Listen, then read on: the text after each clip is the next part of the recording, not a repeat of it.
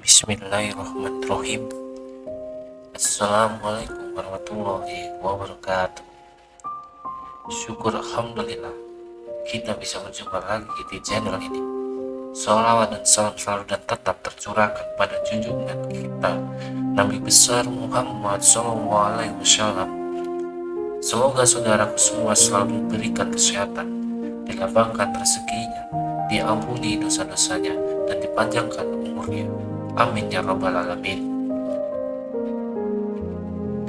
Sahabat beriman yang dirahmati Allah, ada sebuah kisah diceritakan bahwa seseorang lelaki melewati sebuah kawasan perkuburan di suatu malam.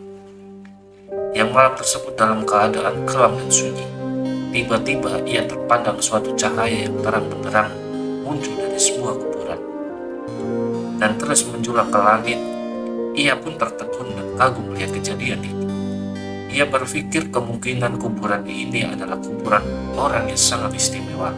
Ia adalah seorang waliullah atau ulama atau orang yang soleh yang istimewa kedudukannya di sisi Allah Subhanahu wa Ta'ala.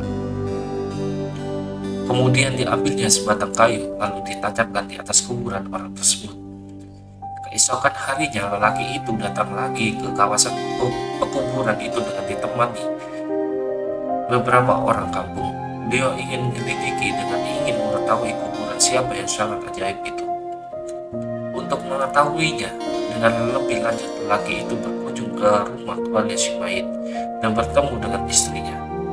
Lalu menceritakan kejadian apa yang ia lihat di malam hari tersebut. Anehnya istri pun juga terkejut dan terheran. Ia sangat mengenal suaminya. Suaminya bukanlah siapa-siapa. Suaminya hanya seorang petani biasa. Bukan seorang yang alim, bukan seorang yang ahli ibadah, bahkan bukan orang yang soleh. Apalagi suaminya bukan imam, bukan muazin, bukan guru, dan suaminya malah tidak bisa atau tidak pandai membaca Al-Quran. Dan ia tidak pernah mendengar suaminya membaca Al-Quran. Akhirnya lelaki itu bertanya apakah ada perkara-perkara dari si fulan yang selalu dilakukan dalam kehidupannya sehari-hari. Dan istrinya pun teringat suatu perkara yang selalu dilakukan oleh suaminya setiap kali sebelum tidur. Pada setiap malam suaminya selalu mengambil air wudhu, kemudian masuk ke dalam suatu ruangan, lalu mengambil Al-Quran, lalu ia mencium dan memeluknya dengan penuh kecintaan dan kasih sayang. Dia akan duduk dan membuka Al-Quran itu helai demi helai seperti sedang membacanya. Sedangkan ia orang yang buta Al-Quran, dia akan meraba-raba ayat-ayat Al-Quran itu dengan tangannya seolah-olah sedang menyentuhnya. Dia membalas sesuatu yang sangat dikasihinya.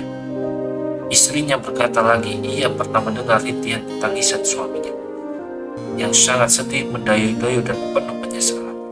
Tuhanku, ampunilah aku karena aku tidak mampu membaca kalimat-kalimat ini. Janganlah engkau hukum aku atas kebodohanku ini ya Allah. Wahai kalam Allah, maafkanlah kesalahanku. Aku tidak mampu membaca kalimat-kalimat. Aku tidak dapat bersahabat denganmu. Aku juga tidak dapat memahamimu. Tapi aku sangat mengasihimu. Aku sangat mencintai. Wahai kalam Allah, janganlah engkau mendakwa aku. Jangan engkau menuduh aku di hadapan Allah di akhirat nanti. Kemudian lelaki itu meminta untuk melihat Al-Quran kesayangan suaminya itu. Benar saja, dan sangat mengharukan setelah dia melihat naskah. Dan sering dilihat suaminya itu memang kelihatan lusuh dan nampak memang sering dibuka berkali-kali. Dan ada bekas-bekas air mata di kertasnya, tanda seseorang sedang menangis pada matanya. Tatkala membuka lembaran yang suci itu, hatinya telah bersatu dengan roh Al-Quran. Dia mengasihi kalimat-kalimat Allah itu dengan bersungguh-sungguh. Berarti ia mengasihi Allah dengan seluruh jiwa dan raganya. Sahabat yang beriman yang dirahmati Allah, marilah kita menghidupkan Al-Quran dimanapun kita berada. Di dalam masjid kita, di dalam rumah kita, di dalam diri kita. Setiap waktu dan ruang dan waktu kita setiap hari untuk membaca Al-Quran.